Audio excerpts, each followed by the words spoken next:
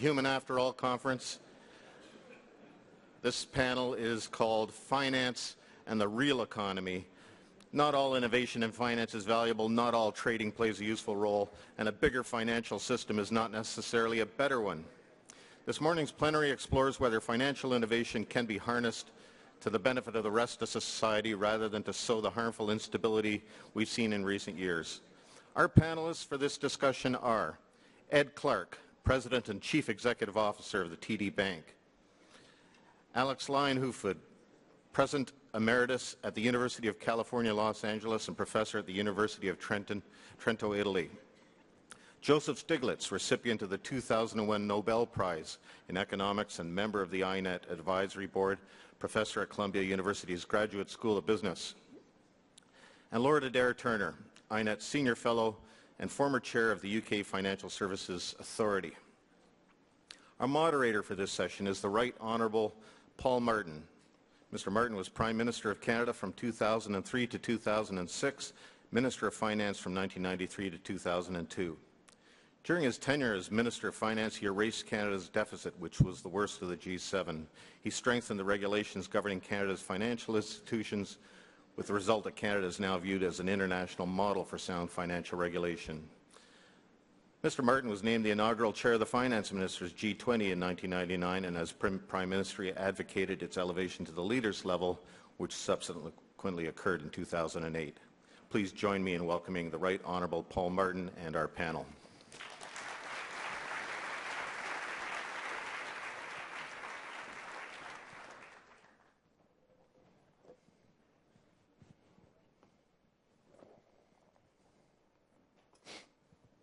I guess I start.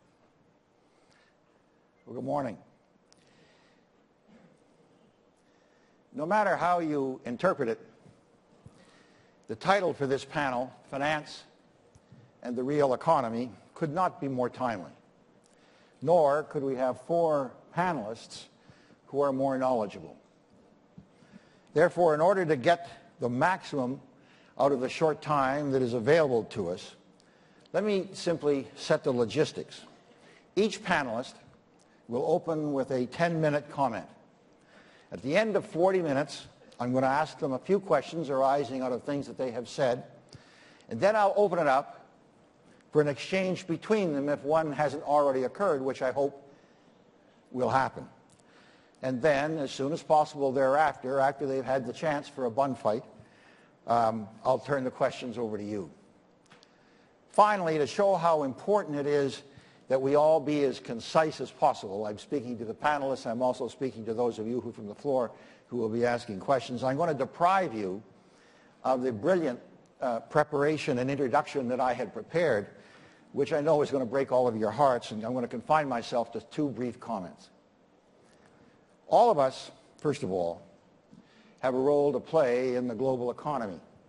This is true of hockey players, it's true of the inventors of computer apps, of professors, of economists.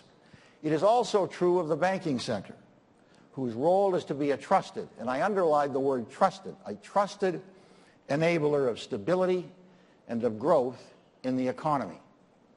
Periodically, however, it reverses its role and the financial sector becomes a source of instability. And when this stems from activities which many characterize as broken trust by the major players in the world, the major financial players in the world, the result, as we have seen, is global contagion with devastating consequences. This is what this panel has to deal with.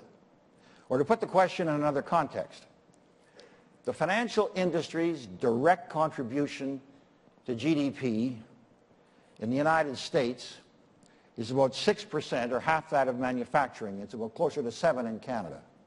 Yet according to the former head of the FDIC, Sheila Bair, the financial services share of all U.S. business profits, which in the 1960s was 15%, rose to 35% during the 1990s, and in the decade that followed grew possibly as high as 45%.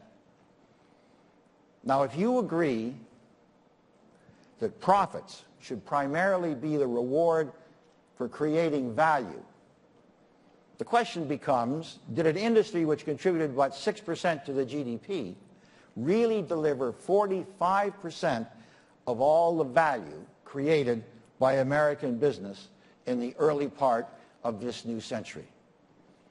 And if you don't agree, well, that's what makes this panel interesting. Over to you, Ed Clark.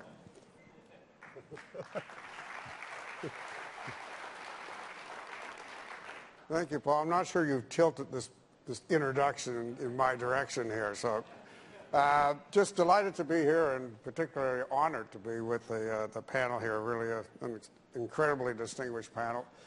I get that I'm here as a practitioner, and by the end of the day you might decide that I was the perpetrator.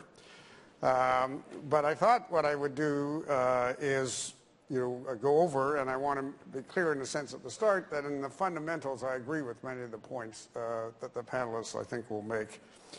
I thought I should just spend a couple of minutes though on where the TD Bank has been on some of these issues, because inevitably where you are in the broad policy issues depends from where you start with. And we've tried to build at TD a franchise model built on a very simple idea: what do consumers want? And so work from the consumers and go in instead from the bank and go out. And that basically means people want better service, longer hours, better locations, and that's what we deliver. And as it turned out, and I want to emphasize that, as it turned out, in the world that we lived in over the last 12 years, that was a good space to be, and we've averaged compounded total shareholder return of 15% a year since 2002, the best in the Western world. In that process, we shifted the model very dramatically. TD Bank used to be 55% earnings from its security dealers and 45% from the retail side. It's now 90% retail.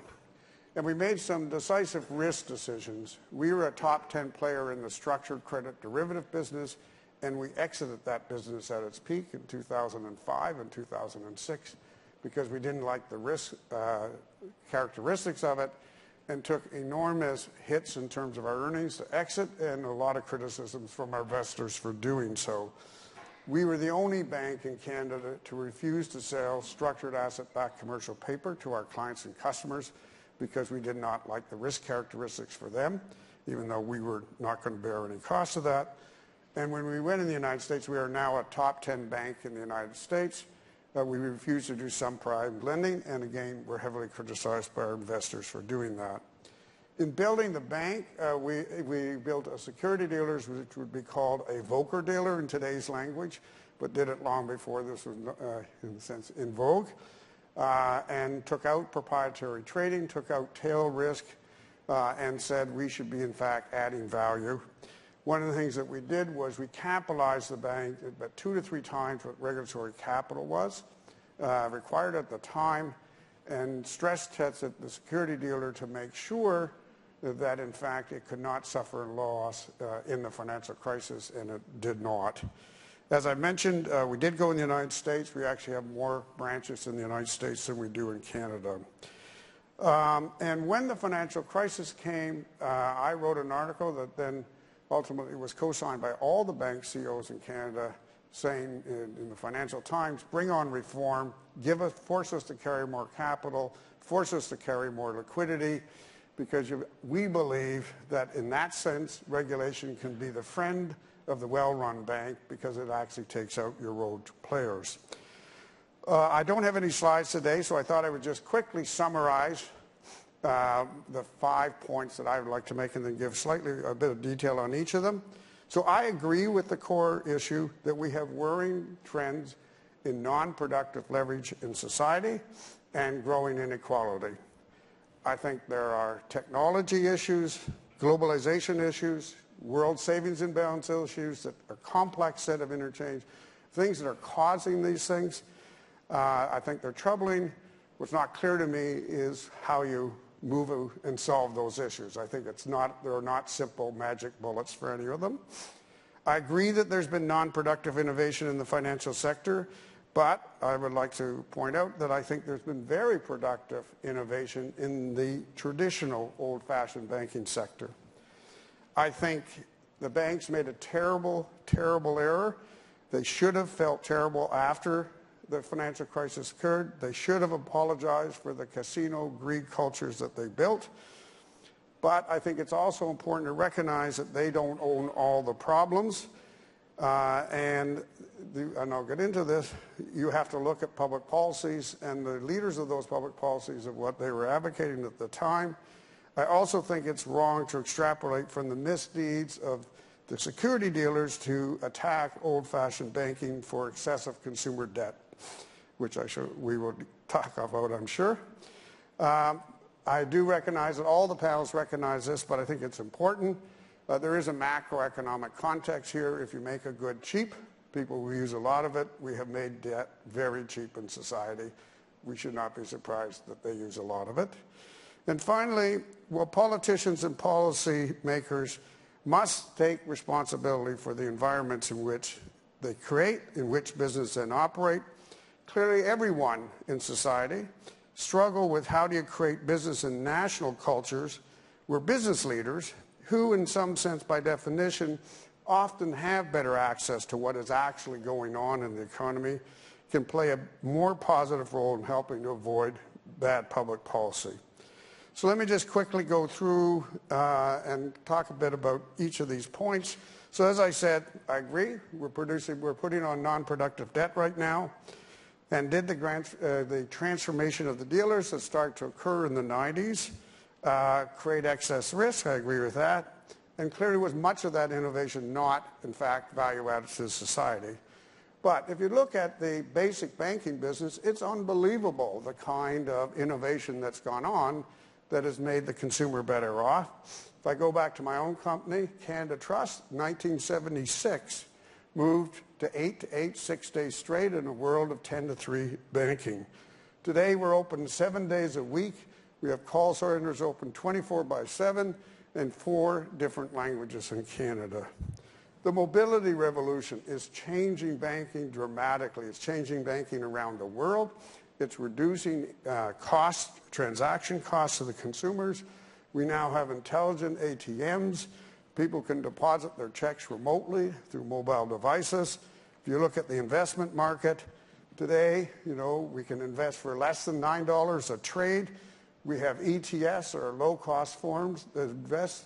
TD offers an e-mutual fund of almost zero margin. Really, the consumer, I think, has an unbelievable opportunity to have dramatically lower banking and dramatically better improvement. Indeed, I hope that's the case because we're, as a bank, are spending more than $1 billion a year on initiatives that if they're not adding value to the consumer and to the economy, then we probably shouldn't be spending that money. I think on social issues, I think Canada is different. You shouldn't extrapolate necessarily from the U.S. model to say it's the same. I think the two models are quite different. We've had a low-income banking package for a long time in Canada. We've never moved the price. We enhance that package on occasions. We have guidelines on credit cards, not legislation. Interchange revenue on credit cards is 30 basis points less than the United States. The 5 Canadian banks plus Canada Trust built our interchange, our debit system, with 0 debit charges. Interestingly, the retail industry has now come and said we would actually like to have some debit charges there because you're not investing enough in that. And so there will be, in fact, 1-2 basis points of interchange moved in order to fund that investment. And if you take a look, despite the fact that the Canadian system is more concentrated, if you want to buy a CD, buy it in Canada, not in the United States. The value that you get is much higher. And if you look at lending rates, they're about the same. And if you look at things like overdraft, again, the system in Canada produces better value for the consumer. I think the tougher area, which I'm sure we'll get into, is but are the banks to blame for excessive consumer debt or excessive real estate inflation? Again, I think you have to be careful to extract from the U.S. experience and say that applies around the world. If you take a look at what happened in the United States, it is hard to argue that government policy and regulation wasn't actually at the centerpiece of what caused the housing boom. Barney Frank used to go around and tell all the banks, we want you to do more subprime lending. We have mortgage interest deductibility in the United States. We have these central quasi-government agencies that were huge players in developing and contributing to this market. But that doesn't mean that Canada doesn't have an issue, but it's a slightly different issue. And I've spoken publicly about it significantly. I do believe that the Canadian consumer is becoming too indebted. Now that's not, if you take a look at the figures, is actually not an unsecured lending, so it does go to the heart of the housing issue. And so non-secured lending is in fact flat, has been flat for years in Canada. It's all to do with housing inflation and the mortgage debt the consumer takes on. This is not a crisis about getting that mortgage paid back because of the nature of lending in Canada, where we have very conservative standards in what we lend. And so every time you do these simulations, you see the banks don't end up suffering significant losses in a housing collapse. The issue is, though, that when consumers indebt themselves, the society and the economy becomes more fragile because the consumer themselves become more fragile. A big other difference between the two models, Canada and the United States, is that our regulation is principle-based and the U.S. regulation is detail-based. We can get into this, but I think what's clear to me is that, in fact, detailed regulations increase risk. You create an environment where if it is legal, you do it. If it's not, you don't. Whereas in Canada, we try to force people in the business to actually think about what the right thing to do. And it has been fascinating in the U.S. to see what the political system, which is the other difference, is that the regulatory system in the United States is politicized, and in Canada it is not. And so you have a financial crisis that's built around housing and money center banks, and the first thing that the politicians focus is on neither. Those both look too hard to solve, and so you spend all your time on debit cards and interchange revenues and overdraft fees, a whole set of things, and you say that's where we will focus our attention. And it's not obvious that, in fact, changing your interchange revenue regime in order to make Walmart better off is a cure to the financial crisis, and that's what happened in the United States. Again, just to reemphasize, I do think the macroeconomic environment matters, and there I think we have to spend more time, if we're going to run low interest rates, and I think in the world we are for some time, we have to think about what are the other instruments that we can use to lean against the inevitable asset inflation that such a policy creates. Finally, you get to, I think is the nub of the issue here, is the interaction between business and public policy, and what role do business leaders have to play in that. And the reality is, what makes business do well? It is that the simplicity of its goal structure, the narrowness of its focus. Business leaders believe, whether true or not, that they simply live in a world and react to it. They find opportunities and they go after them. They do not shape the world. Now that's obviously not entirely true, and they clearly spend a lot of time trying at the edge to shape that world to their advantage. But the reality is that business leaders are successful because of the simplicity of their goal structure. Now that, of course, means that they're probably not very good at talking about public policy.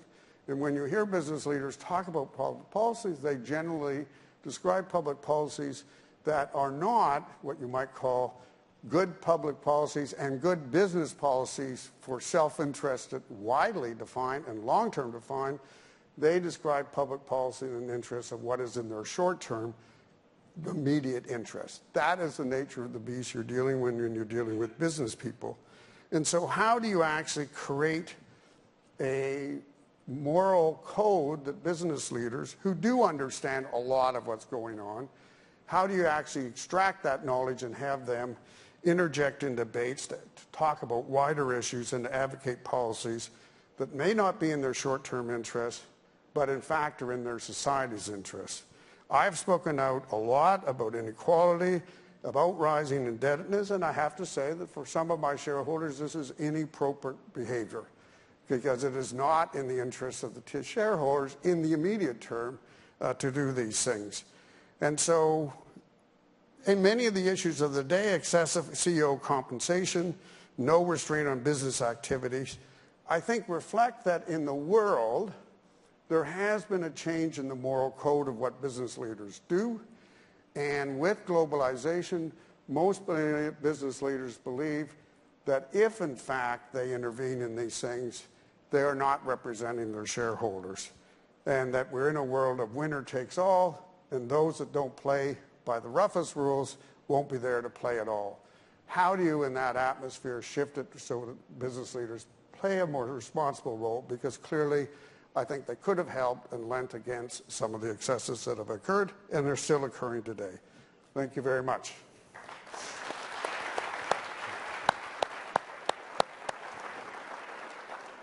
Thank you very much, Ed. Axel.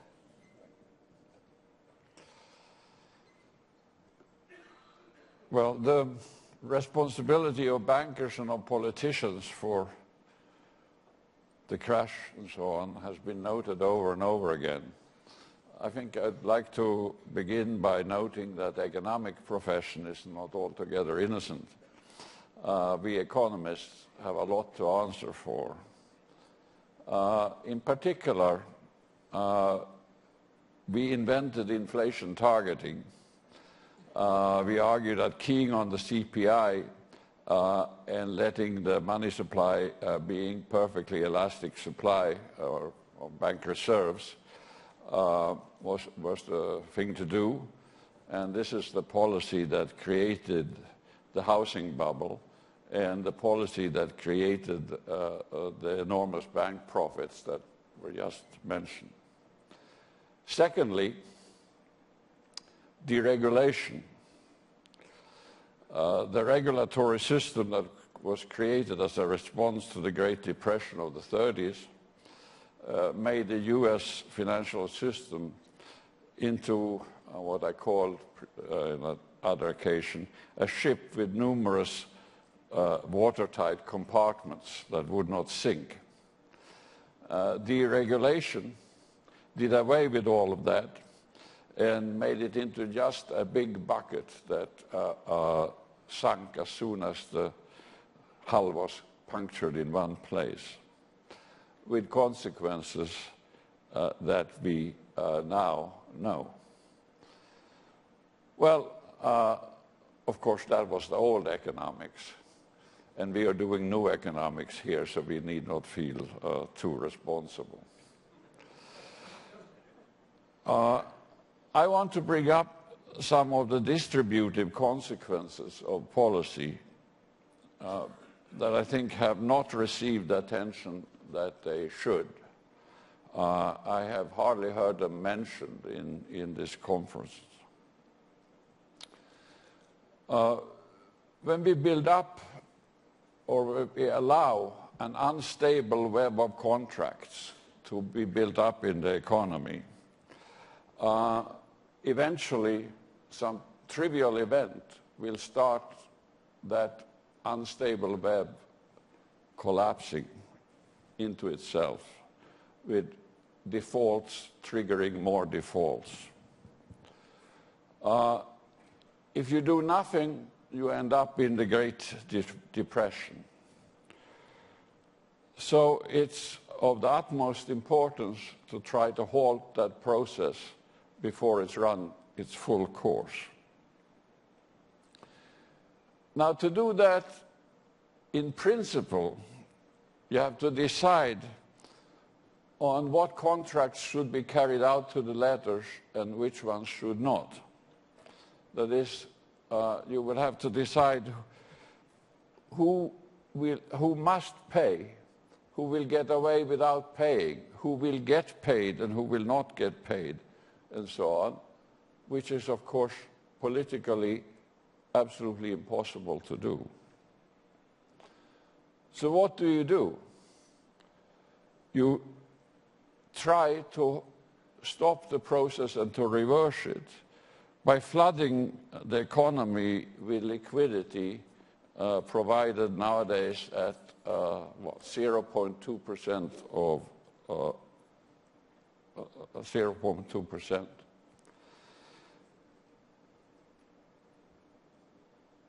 The thing to notice about this way of dealing with the situation is that it means doubling down on the policy that brought us into trouble in the first place. It was the low interest policy with a perfectly elastic supply of reserves that created the bubble. And we are now trying to cure the consequences by doing more of the same thing. Why? Why are we doing that? Well, mainly because we need to recapitalize the banks.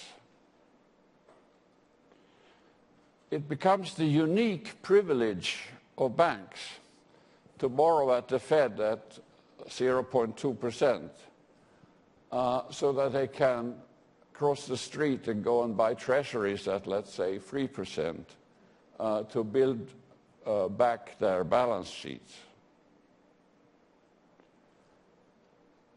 The main advantage of this policy is that the general taxpayers do not understand it.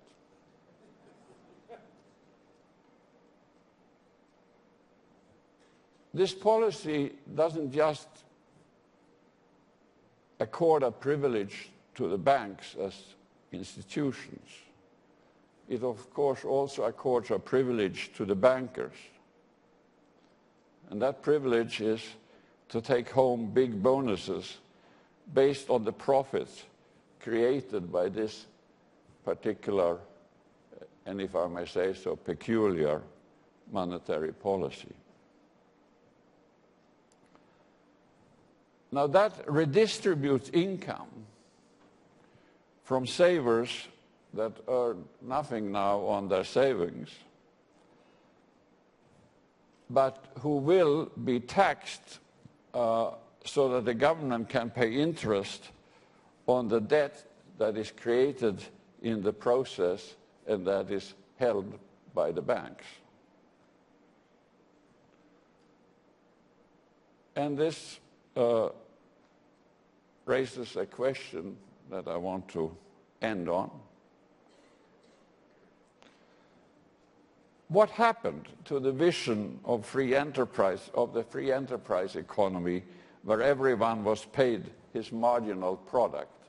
Because this process that I've sketched has absolutely nothing to do with productivity. The general taxpayers, people in general, may not understand the machinations that are going on. But they sense that something is seriously askew, and the result of that is that we get movements like the Tea Party in the United States and generally an instability of the political process. Thank you.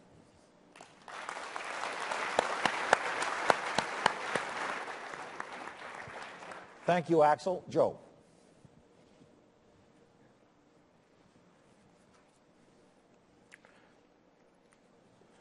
Well, it's a pleasure to be here, even if it's to talk about a very depressing subject. I'm going to talk about finance and the real economy, and I'm going to begin by just reminding everyone here about the essential functions, the workings of the financial sector in the workings of a modern economy.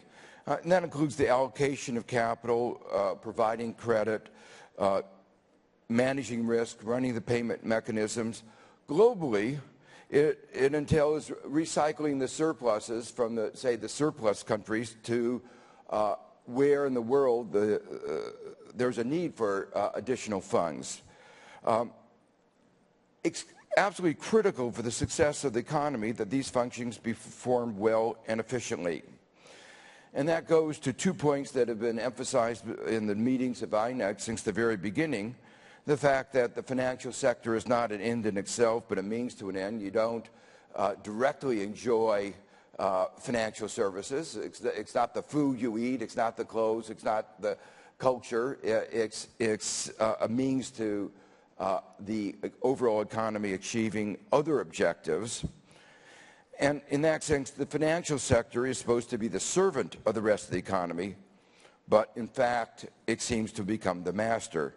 And in fact, in many countries before the crisis, everybody talked about the wonders of the growth of the financial sector as if that was the mark of the success of an economy.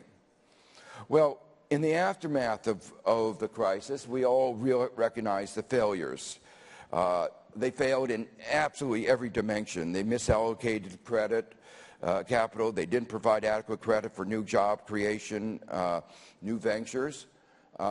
And interestingly, while parts of, say, America's financial system have been praised, like venture capital, in the area of small and medium-sized enterprises, credit to small and medium-sized enterprises 5-6 years after the crisis is still about 20% below what it was. We really haven't gotten the financial system to work in the way that it's supposed to. It's also very clear that the financial system didn't manage risk. In fact, it created risk. And while it wasn't doing what it was supposed to, it was not doing the things that it was doing very inefficiently. It absorbed a very large share of GDP and some of the most talented individuals in the country. You know, one of the, I would say, sad things as a teacher is to see so many of our most talented students going into finance rather than into more productive activities, ones that would give them more satisfaction and contribute more to our economy. And in spite of absorbing a larger fraction of GDP, as was already pointed out, and in spite of an enormous share of profits, the share of corporate profits of 40, 50, 60% before the crisis, there's very little to show for it in terms of overall economic performance. In fact, I would argue it's a negative-sum game. Their returns have been largely at the expense of the rest. And it's one of the reasons that the standards of living of most Americans have stagnated for decades. So, in a sense, there have been these huge consequences for the failure of our economic system. The failure of the financial system is contributed in a very important way to one of our major problems, our growing inequality, to the low growth, the high instability, the high level of indebtedness of the government. We could engage in a long debate, and we don't have time here to talk about, was it the banking system itself? Was it the regulators? Was it the economists? Was it the monetary authorities? But I think what we can unambiguously say that the financial system, whatever the cause, didn't do what it was supposed to with enormous consequences for our whole society. Well, that leads to the question, before coming into the question of how do we explain it, I want to give one example, which is our payments mechanism. I choose it not because it was one of the centerpieces of the crisis. Clearly, some of the things I'm going to talk about in a few minutes are much more at the center of the crisis, but it shows in a very simple way the dysfunctional nature of our financial system. What I'm talking about is a major source of the rents that accrue to the financial system and a major source of distortion in our economy, and that's the payments mechanism. You know, in elementary economics courses, we talk about the role of the financial system in running the payments mechanism. Well, it should be possible with modern technology to have an efficient electronic payments mechanism. The cost of transferring money from one person's banking account to a merchant when he makes a purchase should be minuscule. And yet, the credit and debit card companies regularly charge 1, 2, 3% or more. So it's like a tax on every transaction, but a tax that goes to enrich the banks and the credit card companies rather than for public purpose. Some countries have figured out what to do about this. In the United States and Dodd-Frank, they did a little bit on the debit card. But then they made a critical mistake. They turned it over to the Fed to enforce the regulation. And the regulations that the Fed introduced were so outrageous that the court threw them out. Well, again, huge topic, but what I want to move on to now is what is the underlying problem? The underlying problem is a very simple one. There's a disparity between social and private returns. Social and private returns of organizations and of the managers of the organizations. In terms of organizational incentives, the problem is not only too big to fail, which has been talked about here, but also too interconnected to fail, too correlated to fail.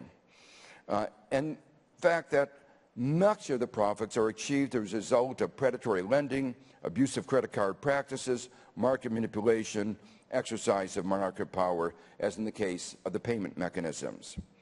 And the disparity between social and private returns of managers, including incentive structures that encourage short-sighted behavior and excessive risk-taking. All of this, of course, you have to ask the question, we thought that one of the strengths of the market economy was designing good incentive structures. Why did they design such bad incentive structures? And the answer, of course, has to do with failures of corporate governance. So the result of this is that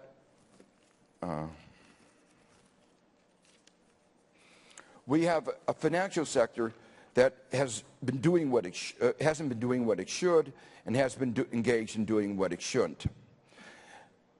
One of the themes of this conference has been in innovations, and the same distortions that I talked about before arise in the nature of innovations.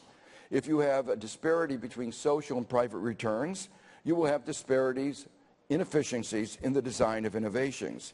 So the innovations in the financial sector were more focused at exploitation, at circumventing the regulations. This reminds me of the comment that Paul Volcker once made, where he said that he couldn't think of a single innovation of America's financial system that had led to the increase in productivity, increase of well-being, other than the ATM machine. And he was wrong, because the ATM machine was a British innovation.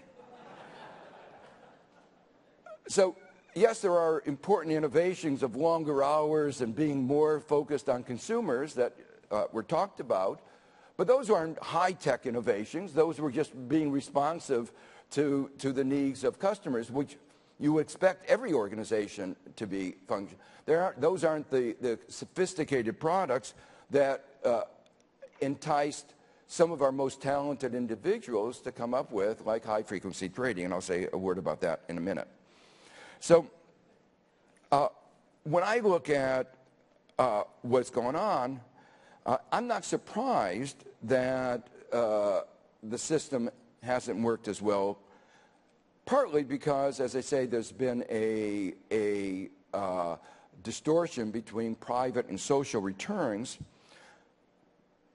But there's also been basic confusion about some basic concepts. And of course, it may be that this confusion about basic concepts is a natural consequence. They didn't want to learn what was not in their interest to learn. So there are 4 examples I've given here. The first is probably the most important idea, which is underlying a lot of the behavior in the financial system is the belief that any action between two consenting adults is okay. It improves societal welfare. But that perspective, of course, ignores externalities, ignores all the kinds of issues that Michael Sandel talked about last night, ignores the consequences that those actions may have for the fundamental trust in our economic system. So the kinds of products that, say, Goldman Sachs produced that were designed to fail undermine clearly trust in our system. But there's a more general result. Bruce Greenwald and I had a very general theorem showing that when there is imperfect and asymmetric information in imperfect risk markets, markets are not in general efficient. There are a host of externalities that arise, and work, including a task force at INET, has been exploring some of the implications for what are called macroeconomic externalities, and these really make a big difference. One of the reasons why it's important to have a regulated financial system. The second is that I find it striking that how many financial institutions don't seem to understand the most important theorem in finance and economics, the Modigliani-Miller theorem. They sort of believe that the more leverage, by creating leverage, you create wealth out of nothing, out of thin air. Whereas, of course, the main concept of the Modigliani-Miller theorem is that if you create leverage, you're just shifting risk from one place to another. You're not creating wealth out of thin air. And, of course, what you're doing really, and the too big to fail, too connected to interconnected to fail, too correlated to fail, what you're doing is shifting risk into the public sector. The third and fourth examples I want to give are issues that have gotten increasing attention, particularly since the publication of Michael Lewis's book on high-frequency trading. Some of us have been concerned about these for years. One of the justifications of high-frequency trading is that it increases price discovery. But none of the people who've advocated that have ever shown that it actually makes a more informative price system. In fact, what I've shown using a corollary of the Grossman-Stiglitz theorem is that, in fact, high-frequency trading reduces the informativeness of the price system. But the real issue is these are examples. This is an example of the financial sector not really taking into account what really matters. It's not what happens in one nanosecond versus another, but whether the price system is really working to reflect the values of the fundamentals underlying. And the fourth one, which Lord Adair Turner has talked about a great deal, a failure to understand the theory of the second best.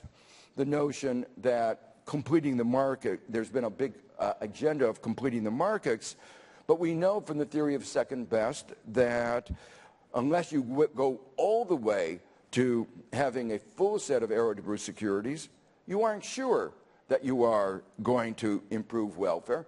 And there are ample examples of theorems in economics showing that, in fact, you can make the equilibrium Pareto inferior by adding more markets. And, in fact, the agenda of completing markets has actually increased the instability of our economic system. So the general point I want to make is that these are all ways in which our financial system may have had innovations, but not innovations which have actually increased the performance of the economy. I said before that part of the problem was that a disparity between social and private returns, and one of the objectives of regulations is to design, to impose constraints and incentives that help align incentives to encourage financial sector to do what it should, and constraints to ensure that it shouldn't do what it shouldn't. And it's clear that we've had regulatory failures. But a couple points I want to make. The first echoes what was said last night by Michael Sandel, which is the problem of compliance. The notion of the fines for not doing what you're supposed to do or doing what you shouldn't do are supposed to be a signal that you aren't doing something, that you're doing something that is being viewed as being socially sanctioned. But our banks have taken the view that fines are just a cost of doing business. And if you can get away with it, that means that your profits are all the greater. So you look at what banks like Wells Fargo and almost every major bank are engaged in practices that have long been socially sanctioned without either accepting or denying. Wells Fargo paid a huge fine for engaging in racial discrimination. This is 40 years after the United States passed a law against racial discrimination. And yet, you know, that they discovered that racial discrimination increased their profits because on average they were financially less sophisticated and they could be better exploited. So shareholder value means you're obligated to your shareholders to do that. And they did it, not really an adequate apology for what they did. A whole set of abuses have come to light. Almost every day you pick up the Financial Times. and there's a new set of abuse? And the answer is, it's just the cost of doing business. Even a $500 million fine is minuscule compared to the profits that they could have made. Even lying to the court, saying that they had inspected the records to see that the mortgage, the person who owed money actually owed the money. They lied massively to the courts. Not an ounce of a real apology, and they then paid a fine, but in fact they then circumvented the fine in ways to just continue the kinds of abuses that they had engaged in.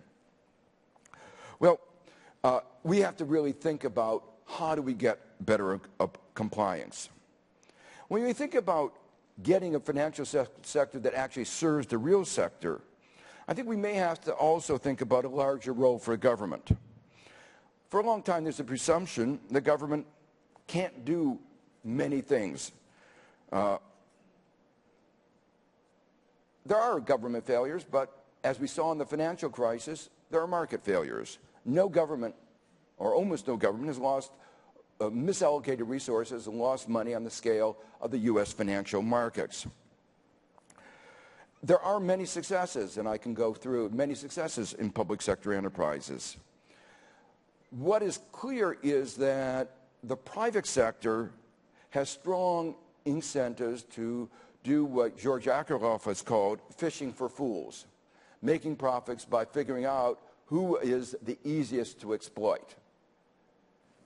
It may be the case that public banks engaged in lending to basic consumer lending, mortgages, SMEs, may do a better job.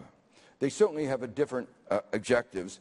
There are many examples of successful development banks. In the U.S. financial crisis, the New York State Mortgage Authority performed perfectly well, unlike Fannie Mae and Freddie Mac that had been privatized in 1968. And that was because the public authority kept its eye on the ball of what it should be, of what its social function was. In conclusion, let me say, I believe it is possible to create a financial system which better serves the real economy. That kind of a financial system would have innovation that enables the system to really serve the real needs of our society better. And in many ways, some of the innovations in technology today enable us more effective regulation. So the question is not whether we can create a financial system that better serves the needs of our society, but will the politics allow it? Thank you. Thank you, Joe. Adair. Good morning, everybody. It's a striking fact that over the last 50 years, finance got much bigger across most advanced economies. The broad figures for the US, set out, for instance, in Robin Greenwood and David Schwarstein's paper, is that in 1950, the US financial system accounted for about 2.5% of US GDP. By the mid-1970s, about 4.5%, and on the eve of the crisis, about 8% of GDP. And as Paul has said, on some other measures, such as gross operating surplus or equity value, much higher percentages than that. And Andy Haldane's figures illustrate the same figures for the UK. In addition, the financial system has drawn to itself high talented people, but paid them an enormous amount of money, even more than you can explain by the amount of talent. So the analysis by Thomas Philippon and Ariel Reshef shows an extraordinary excess of what you would expect to get for the skill levels of the people in that industry.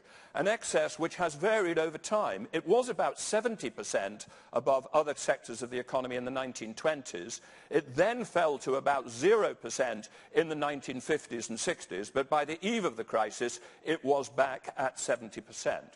So we have a large and growing sector of the economy paying its participants, its producers, a large amount of money. And we have, as Joe said, to ask questions about that. We can't simply accept that this is okay in the same way that we would if, say, the restaurant industry grew. If the restaurant industry grew from 2% to 8% of the economy, we would say, well, that's because people like buying restaurant meals. But nobody gets up in the morning and say, oh, what shall I do today? I think I'll go and consume some financial services that'll, well, there may be some people in this room who do that, but most people, most normal people don't do that. It's good if it is performing good functions vis-a-vis the economy, not if it is not. So we have to ask searching questions about why finance got so big, what it is doing, and whether that is valuable. Now, again, Greenwood and Schwarstein have done a very useful exercise in breaking down the growth of the US financial system into what constitutes it.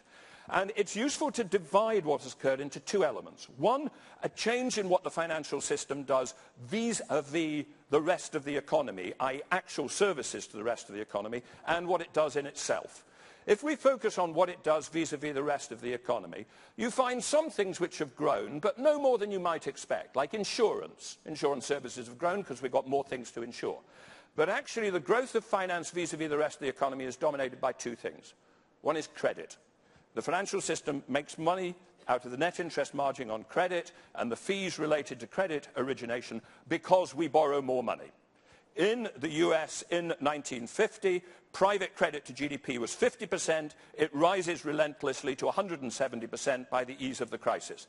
Because we borrow more money, the financial system makes more money out of us. The other thing, which is of course linked to us, indeed it's almost just the flip side of this on the other side of the balance sheet, the industry makes much more money out of asset management in all its many characters. Mutual fund fees, private equity fees, hedge fund fees, and brokerage commissions, and various forms of trading. And of course, if there is more credit, there's also something more on the asset side which has to be managed. So there are more services to the real economy.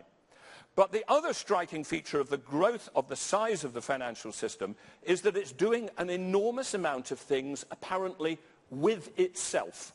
If you look at a bank balance sheet from 1950, you can understand what's going on. You will find that there are loans to the corporate sector or deposits from, there are loans to the household sector, there will be some liquid assets held in government bonds, but the bit which relates to the real economy will be the majority of the balance sheet. You can understand it. If you look at a major trading bank now, the Goldman Sachs or the Lehman Brothers as was, or the JP Morgans or the Barclays, the vast majority of the balance sheet has to do with trading vis-a-vis the rest of the financial system.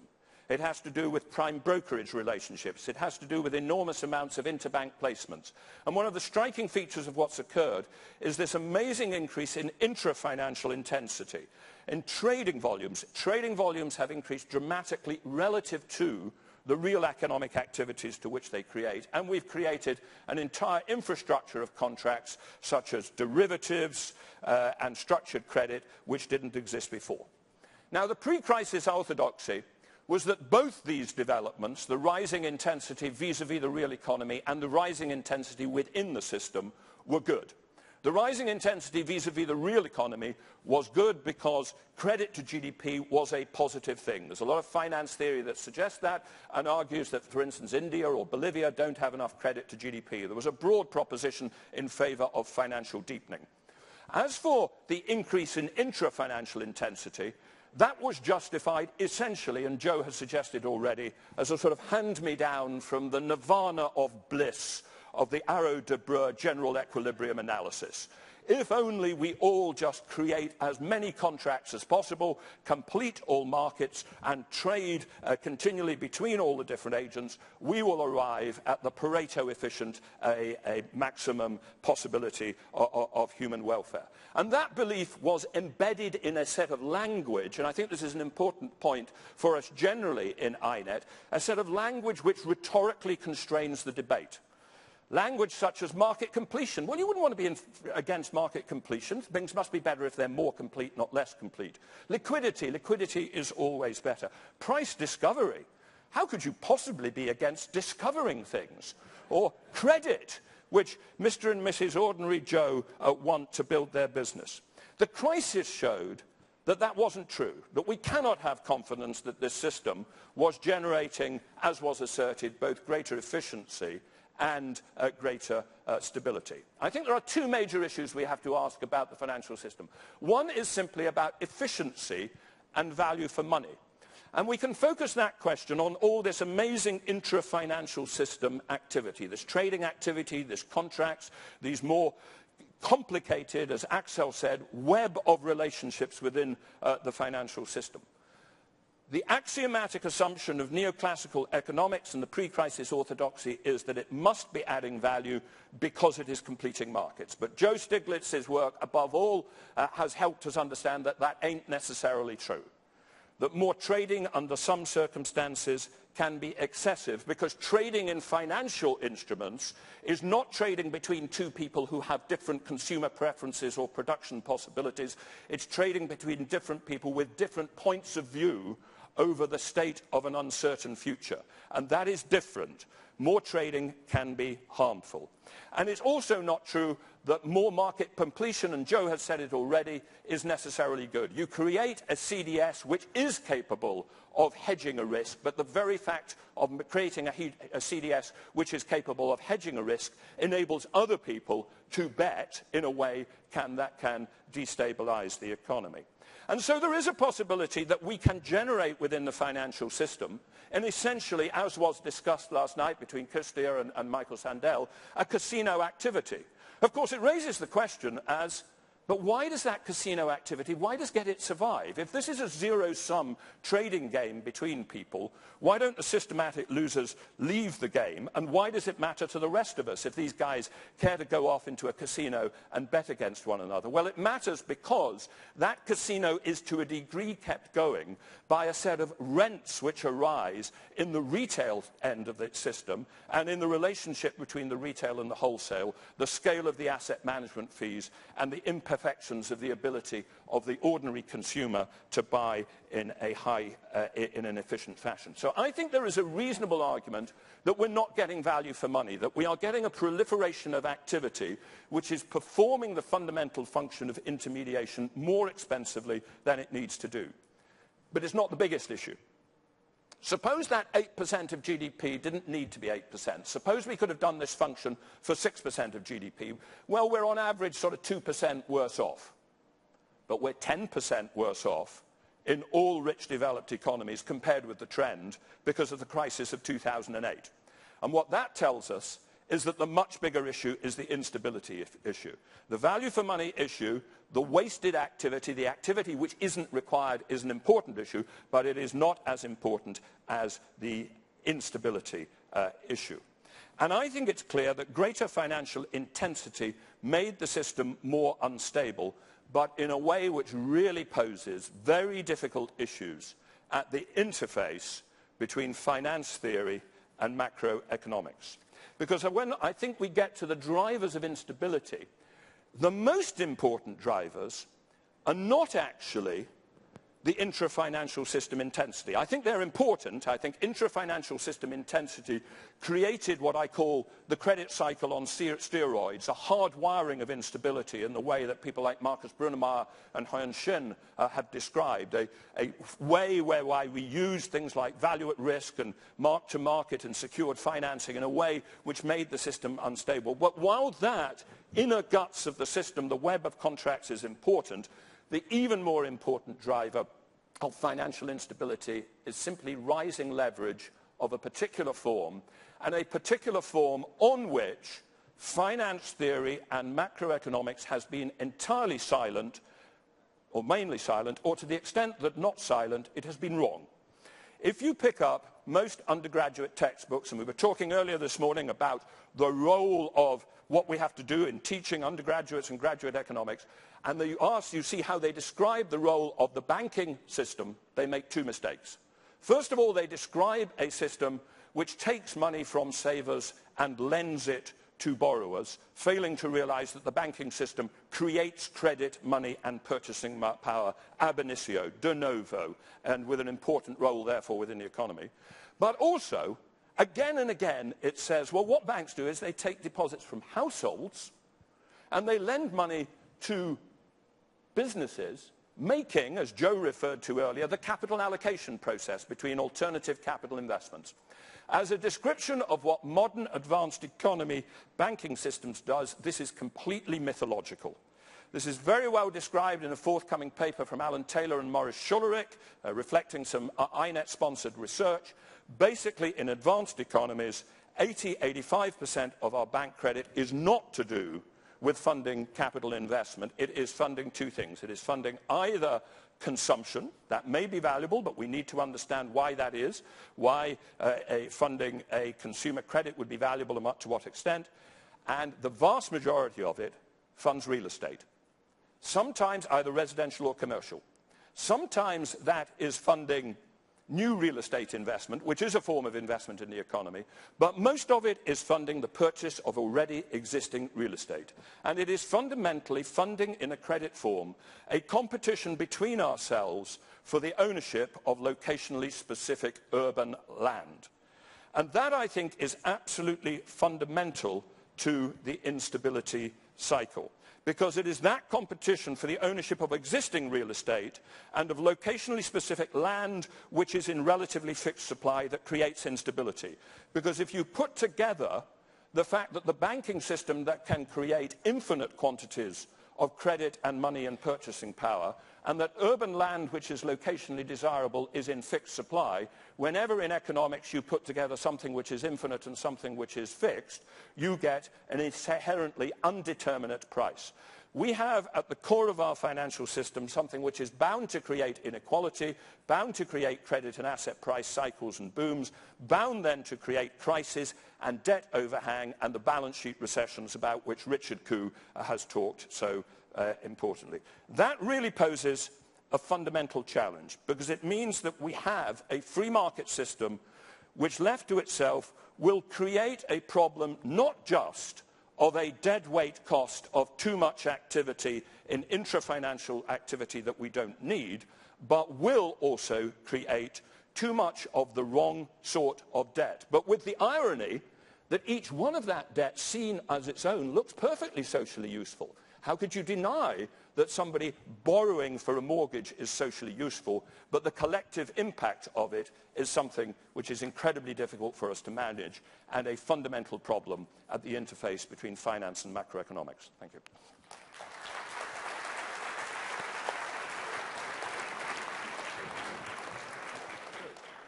Well, thank you very much for that, Adair. That was very good, in fact, all of you. I'm going to now ask each of the panelists a question. I would hope that they could answer the question as quickly and as concisely as possible, and then hopefully we'll get into an exchange, either because one of them has said something outrageous in his opening statement or in the answer to my question.